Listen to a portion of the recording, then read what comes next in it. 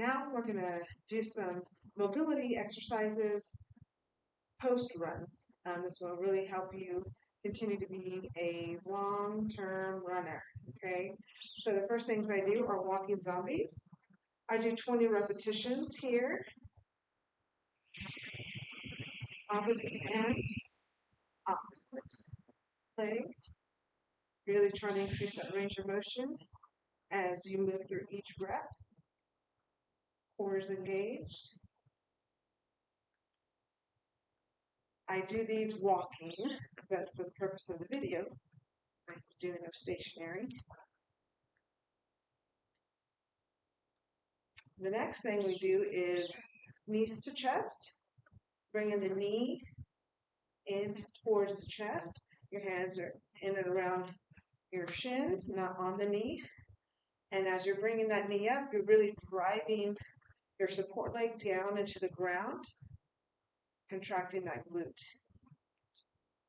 Again, I do these walking forward for 20 reps.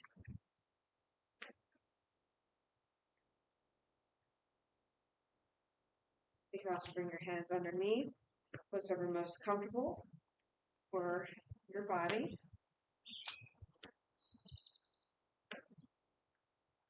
Then I do kind of like a butt kick.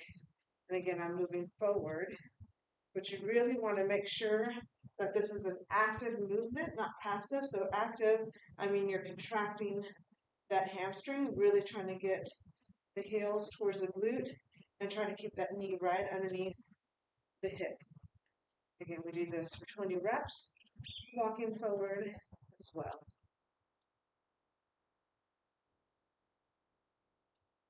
We're still engaged.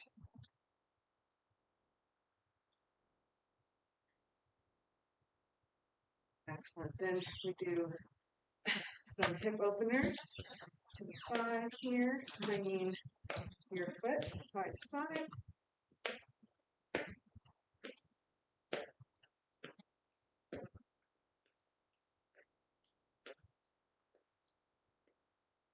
This does feel really good after a really long run. You'll be really tight, but as you move through each rep, you'll notice your muscles starting to get a little bit more range of motion and what you want, so you can drive some blood and nutrients into areas to start the recovery process, okay? The next thing is your hip openers to the side. So it's kind of like a hurdler movement. Okay, so again, support leg, you're driving down and back as you're opening up the hips, 20 reps on each side. So important for our hip mobility, range of motion.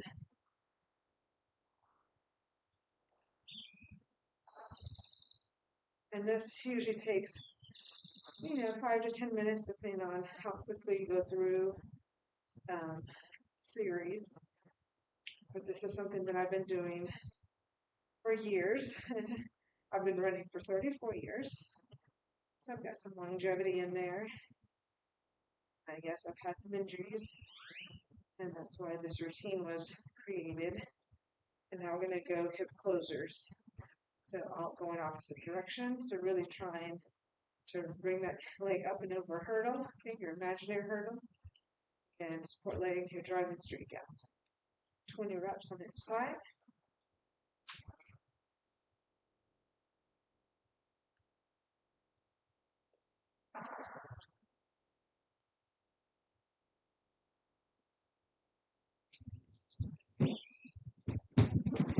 Control.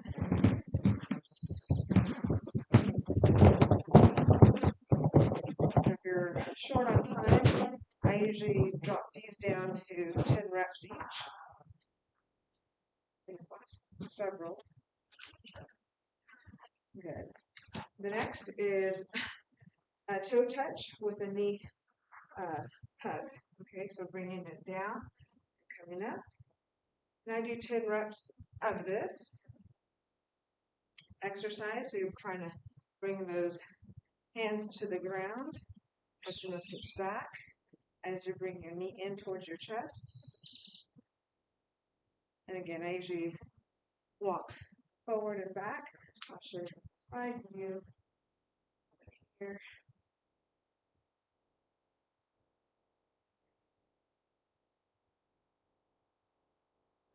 Good after a long run.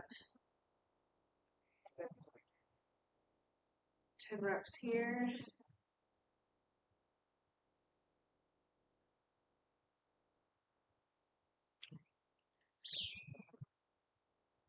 And then we're going to do hamstring scoops.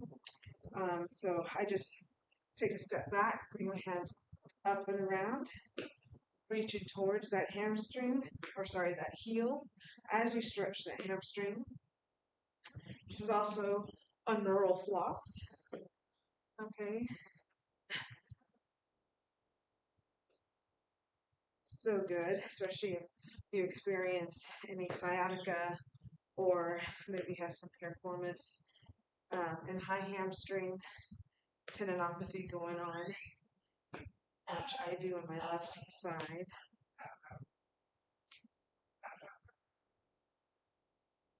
So 10 reps here.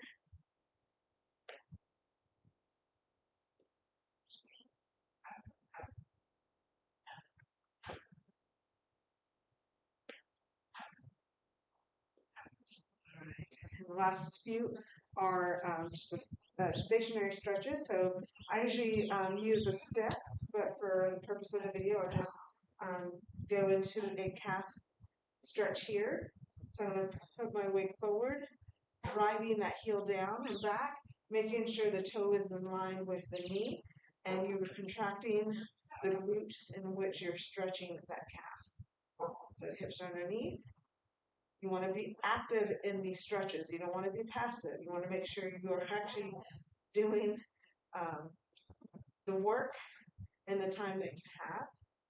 If you're feeling your soleus or your front of your lower leg, your shins, you can drop that knee. Okay, again, reposition. Make sure your hips are underneath you, shoulders are back, contracting that glute. Core is engaged. And now you can feel that stretch in the soleus and your anterior tibialis. And I spend about 30 seconds to 1 minute on each side, straight leg and bent leg. So again, driving that heel here forward in that front leg, contracting that glute in which the calf you're stretching. And if you're getting more, you need more soleus in anterior tibialis, that shin area. You're going to make sure the hips underneath, contract that glute, shoulders are back, core is engaged. Holding 30 seconds to 1 minute on each side. And again, I prefer to do this off of a step to get a greater range of motion and stretch.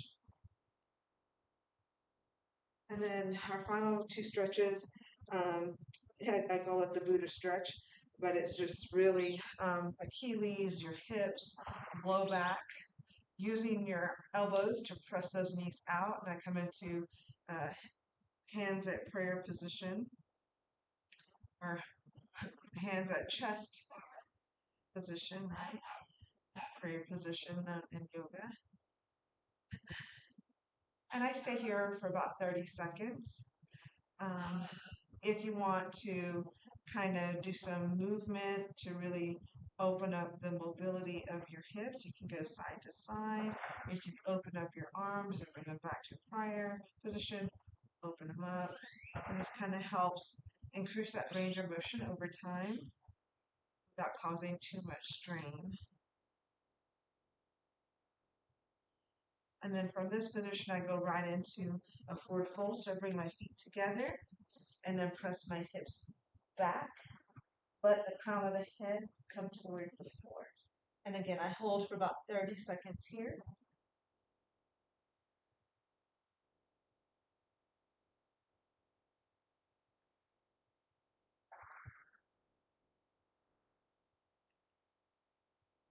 Feeling that stretch in the calves, hamstrings, your glutes, your low back, releasing all the tension on the back of the head and the neck. Bend those knees and slowly coming up. One vertebrae at a time. Big shoulder rolls back. And you are good to go to start your day. Thank you.